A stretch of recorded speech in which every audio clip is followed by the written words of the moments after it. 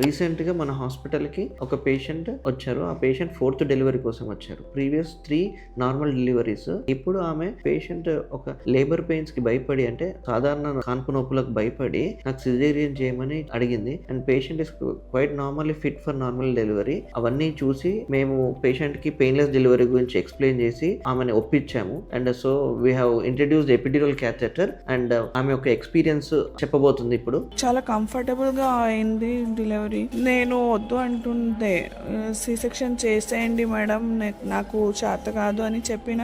అయితే మేడం అనింది అది పెయిన్లెస్ డెలివరీ చేసుకో, పెయిన్ ఏం ఉంటదు, కాంట్రాక్షన్స్ వస్తాయి కానీ ఫీల్ అవ్వదు పెయిన్ అని చెప్పినారు. అది చేసుకున్నా నేను. నా ఎక్స్పీరియన్స్ అయితే చాలా మంచిగా ఉన్నారు. ఆఫ్టర్ కేర్ ఇంకా కోఆపరేషన్ మంచిగా, చాలా మంచిగా జరిగింది. థ్యాంక్స్ టు అభిలాష్ సార్ ఇంకా శ్రీలత మేడం. ఇంకా ఆఫ్టర్ డెలివరీ కూడా ఏం నొప్పిలు అట్లా ఏం లేదు. జస్ట్ అనెస్థేషియా అప్పుడు సిరెంజ్ది కొంచెం నొప్పి అయింది కానీ తర్వాత అయితే ఏం లేదు. ఇప్పుడు నేను చాలా కంఫర్టబుల్గా బర్త్ అయింది నాది.